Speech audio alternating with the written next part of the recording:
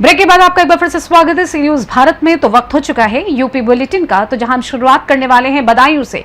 बता दें कि नरसिंहपुर में देर रात भैंस चोरी करने आए बदमाशों ने विरोध करने पर ग्रामीण राजीपुत्र भूरे को गोली मार दी। और साथ ही बात होगी बुलंदशहर की, जहां पुलिस ने जुलाई महीने में गुम हुए चोरी हुए 146 मोबाइल फोन बरामद कर उनके असली मालिकों को सौंप दिए हैं।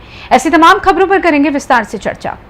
बदायूं में उझानी थाना क्षेत्र के गांव कूड़ा नरसिंहपुर में देर रात भैंस चोरी करने आए बदमाशों ने विरोध करने पर ग्रामीण राजीपुत्र भूरे को गोली मार दी, जिससे वो गंभीर रूप से घायल हो गया।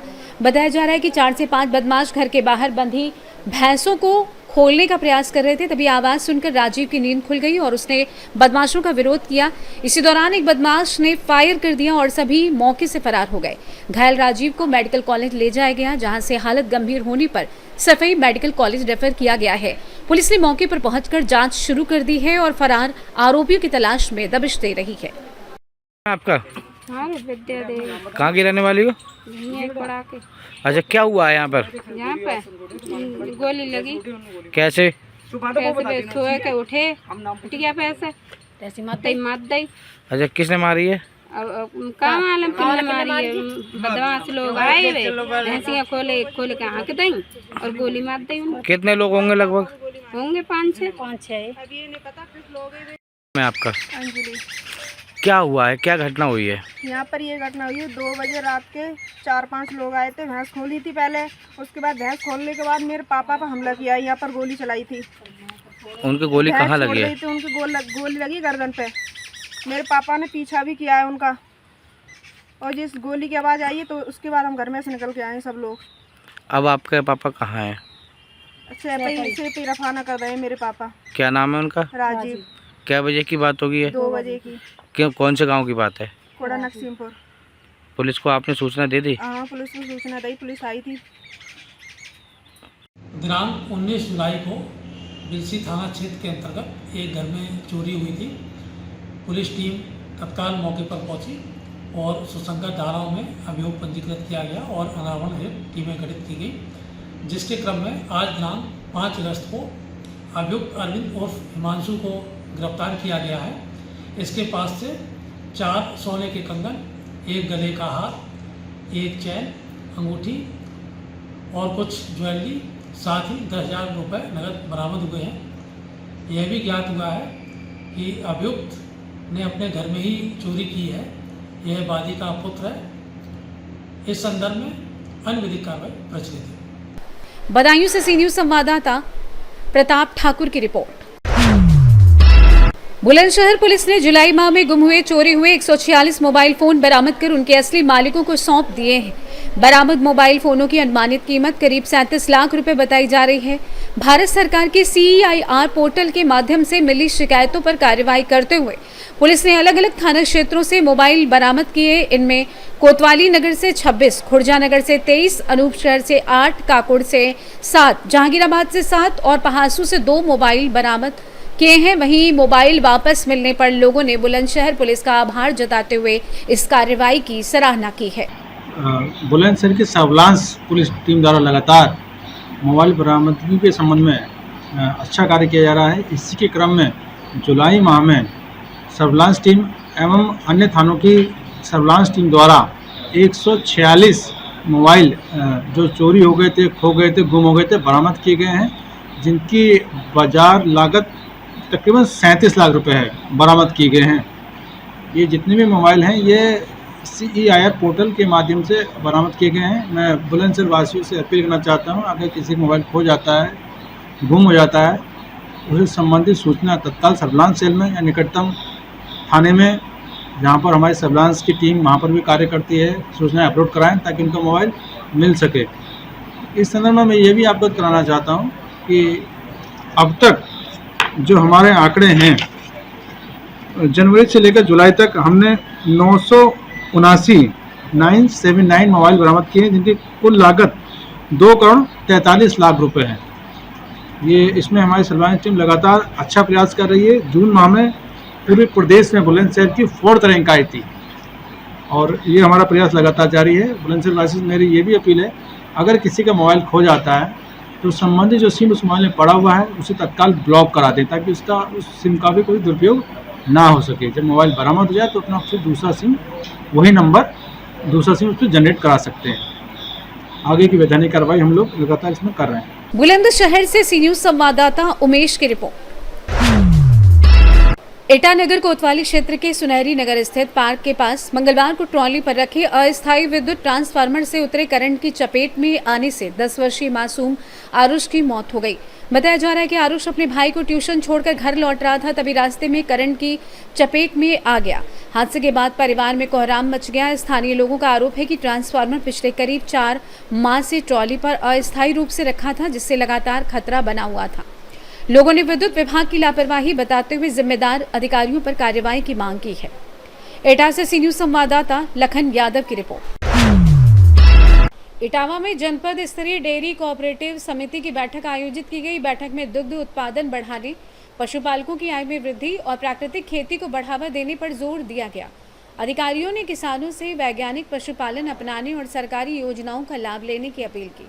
मुख्य विकास अधिकारी संजय कुमार सिंह की अध्यक्षता में आयोजित बैठक में पशुपालन, पशु स्वास्थ्य, डेयरी विकास और जैविक खेती से जुड़े विभिन्न विषयों पर विशेषज्ञों ने किसानों को जानकारी दी। जिला विकास अधिकारी राकेश प्रसाद ने डेयरी विकास विभाग की विभिन्न योजनाओं की जानकारी दी, जबकि मुख्य पशु चिकित्सा अधिकारी डॉक्टर धर्मेंद्र सिंह ने पशुओं के नियमित टीकाकरण, संतुलित आहार और समय पर उपचार के महत्व पर प्रकाश डाला। बैठक के अंत में नंद बाबा दुग्ध मिशन के अंतर्गत चयनित लाभार्थियों को प्रमाण पत्र वितरित किए गए और किसानों से आधुनिक तकनीक अपनाकर दुग्ध उत्पादन बढ़ाने का आह्वान किया गया। इटावा से सी न्यूज संवाददाता देवेंद्र सिंह की रिपोर्ट। कासगंज में कांवड़ यात्रा के मद्देनजर पुलिस पूरी तरीके से सतर्क नजर आई। मिशन चौराहा पर प्रभारी निरीक्षक जगदीश चंद्र ने यातायात और सुरक्षा व्यवस्थाओं का निरीक्षण कर मौके पर आवश्यक दिशा निर्देश दिए। कांवड़ यात्रा के दौरान मिशन चौराहे पर लगे जाम को पुलिस ने तत्काल खुलवाकर यातायात व्यवस्था सुचारू कराई। शिव भक्त कांवड़ यात्रियों को उनके निर्धारित मार्ग से सुरक्षित रवाना किया गया। इस दौरान विद्यालय जा रहे छात्र छात्राओं को भी पुलिस ने सुरक्षित सड़क पार कराई और आम नागरिकों के आवागमन को व्यवस्थित बनाए रखने के लिए आवश्यक इंतजाम किए। प्रभारी निरीक्षक जगदीश चंद्र ने ड्यूटी पर तैनात पुलिसकर्मियों को सतर्कता और मुस्तैदी के साथ ड्यूटी करने के निर्देश दिए। पुलिस का कहना है कि कांवड़ यात्रा को लेकर सुरक्षा व्यवस्था पूरी तरीके से चाक चौबंद है और थाना क्षेत्र में कानून व्यवस्था सामान्य एवं शांतिपूर्ण बनी हुई। कासगंज से सी न्यूज संवाददाता लखन यादव की रिपोर्ट। कासगंज में कांवड़ यात्रा को लेकर पुलिस पूरी तरीके से अलर्ट मोड पर है। कोतवाली प्रभारी निरीक्षक जगदीश चंद्र ने सोरो गेट पहुंचकर शिव भक्त कांवड़ियों से संवाद किया और सुरक्षा व्यवस्था का जायजा लिया। सोरो गेट पर प्रभारी निरीक्षक जगदीश चंद्र ने कांवड़ यात्रियों का हालचाल जाना और उन्हें सुरक्षित एवं अनुशासित यात्रा के लिए आवश्यक दिशा निर्देश दिए। पुलिस की निगरानी में सभी कांवड़ यात्रियों को उनके निर्धारित गंतव्य की ओर सुरक्षित रवाना किया गया। पुलिस प्रशासन का कहना है कि कांवड़ यात्रा को शांतिपूर्ण और सुरक्षित संपन्न कराने के लिए सभी आवश्यक इंतजाम किए गए हैं तथा कासगंज थाना क्षेत्र में कानून व्यवस्था पूरी तरीके से सामान्य और शांतिपूर्ण बनी हुई है। कासगंज से सी न्यूज संवाददाता लखन की रिपोर्ट। ललितपुर के महरौनी में 8 माह से मानदेय नहीं मिलने से नाराज ग्राम रोजगार सेवकों ने उत्तर प्रदेश ग्राम रोजगार सेवक संघ के बैनर तले खंड विकास अधिकारी को ज्ञापन सौंपा। रोजगार सेवकों ने लंबित भुगतान जल्द कराने और अन्य मांगों को पूरा करने की अपील की। विकासखंड महरौनी के ग्राम रोजगार सेवकों ने बताया कि पिछले करीब 8 महीनों से मानदेय का भुगतान नहीं होने के कारण उनके सामने आर्थिक संकट खड़ा हो गया है। उन्होंने ज्ञापन के माध्यम से लंबित मानदेय का शीघ्र भुगतान कराने की मांग उठाई।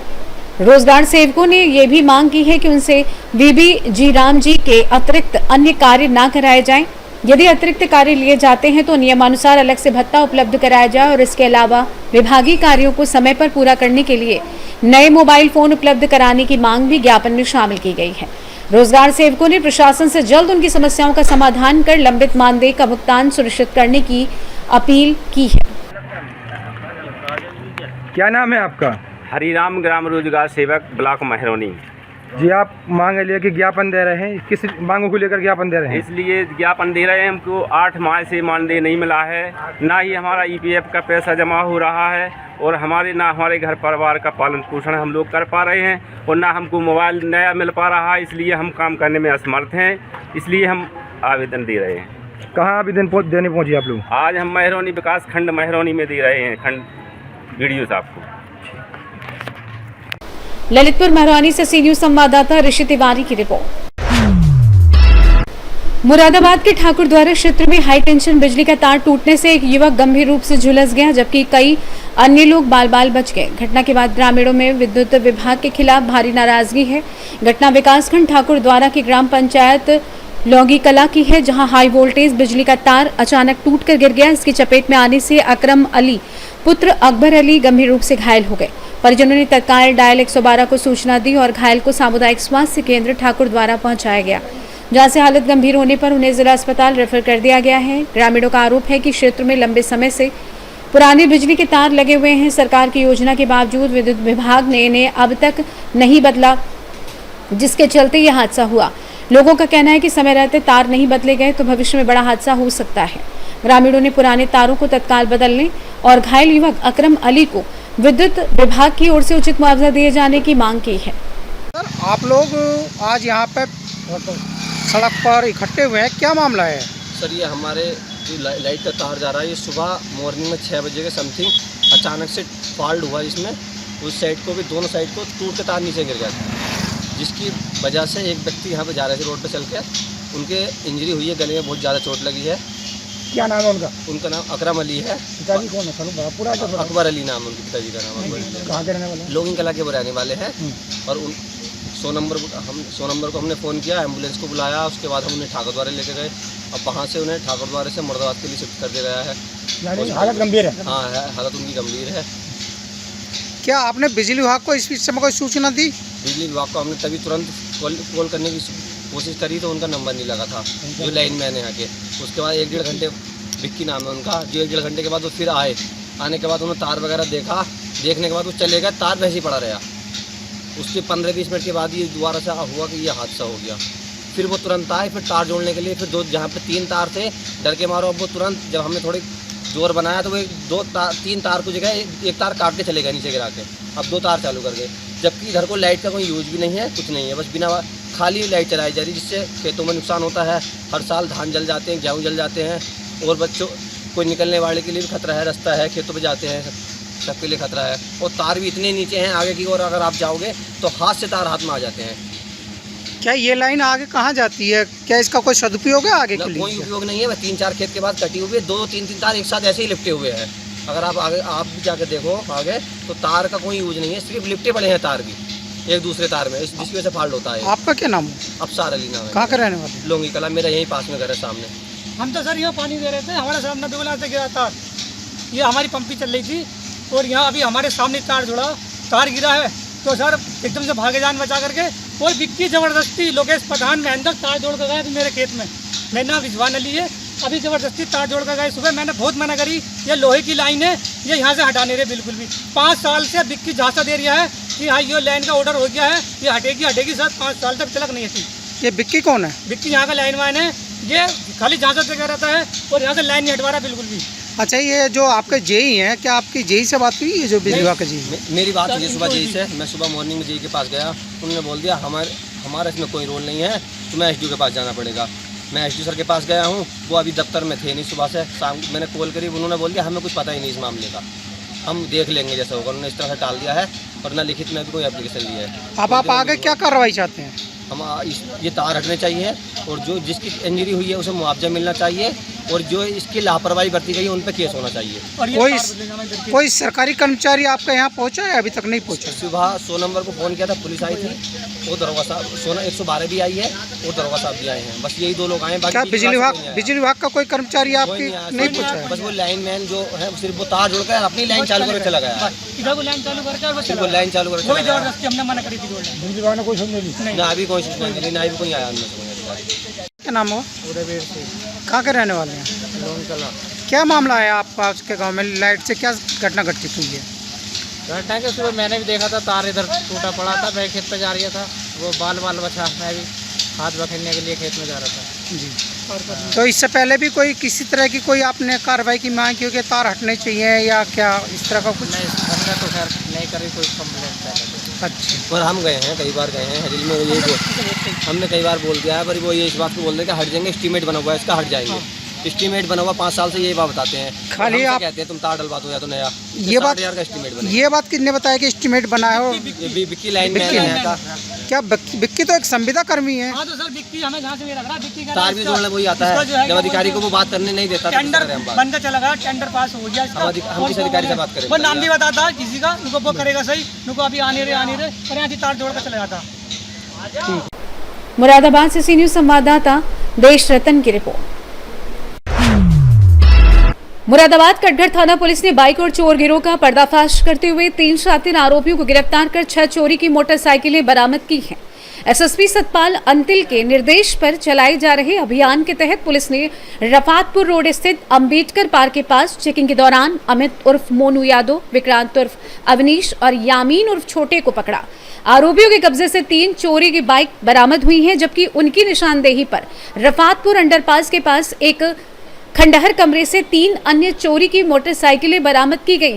पुलिस के अनुसार आरोपी मुरादाबाद और आसपास के क्षेत्रों से बाइक चोरी कर नंबर प्लेट व चेचिस नंबर बदलकर कम कीमत में बेचते थे। बरामद बाइक कटघर, ठाकुर द्वारा, भोजपुर और मझोला थाना क्षेत्रों से चोरी की गई थी।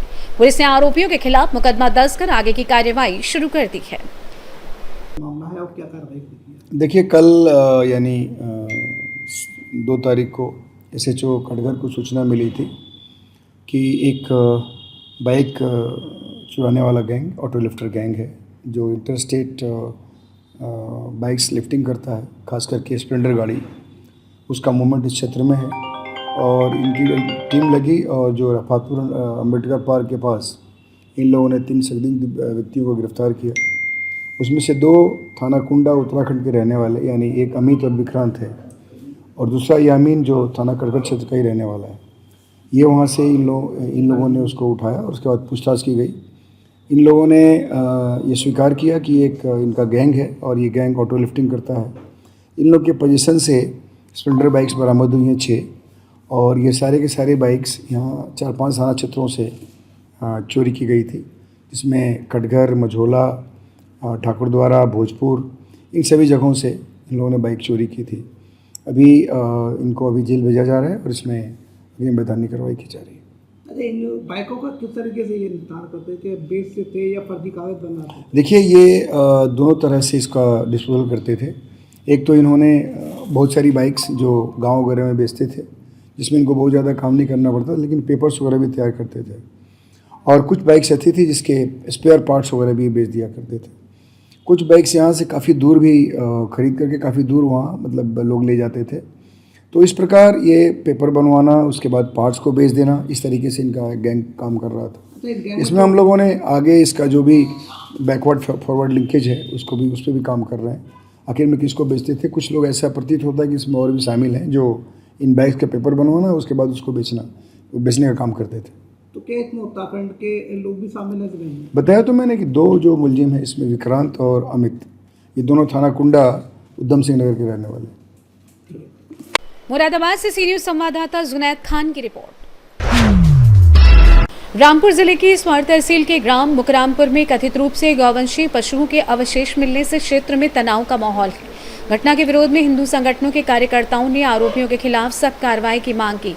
स्वार तहसील के ग्राम मुकरामपुर में गौवंशीय पशुओं के अवशेष मिलने की सूचना के बाद इलाके में हड़कंप मच गया।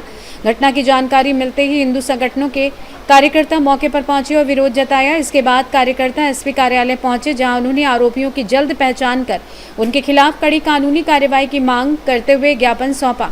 कार्यकर्ताओं का दावा है कि घटना में प्रयुक्त कुछ उपकरण भी मौके से बरामद कर लिए गए हैं। फिलहाल पुलिस मामले की जांच में जुटी हुई है। घटना के सभी पहलुओं की पड़ताल की जा रही है और जांच के आधार पर आगे की कार्रवाई किए जाने की बात कही जा रही है।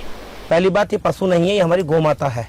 हिंदू सनातन का माथे का जो सम्मान है, गौ माता के यहाँ पर अवशेष मिले हैं 2 से ज्यादा गौ माताओं को यहाँ वध किया गया है।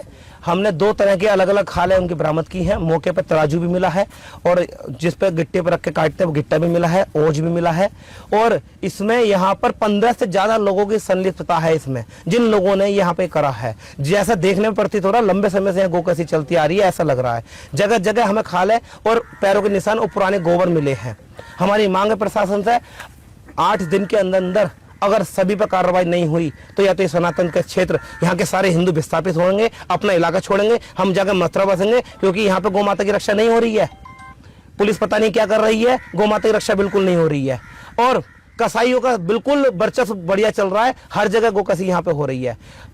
हमारी मांग यही है 8 दिन में ताबड़तोड़ कार्रवाई होनी चाहिए और यदि नहीं होती है तो पुलिस या तो अपना इंतजाम कर ले, ना तो हमसे कहते हम सब हिंदू यहाँ से चले जाएंगे। हाँ, तराजू है, लकड़ी का जो हाथ वाले तराजू तो वो मिला है, गिट्टा मिला है, ओज मिला है, जिस पर रखे पन्नी रखी वो काटा है वो मिला है। काफी सामान पुलिस को हमने जांच में जो सहयोग कर सकता है सारा सामान उनको हमने दिया है। अब हम इनको ये हैंड ओवर करके और हम इनसे जो है जा रहे हैं यहाँ से मौके से।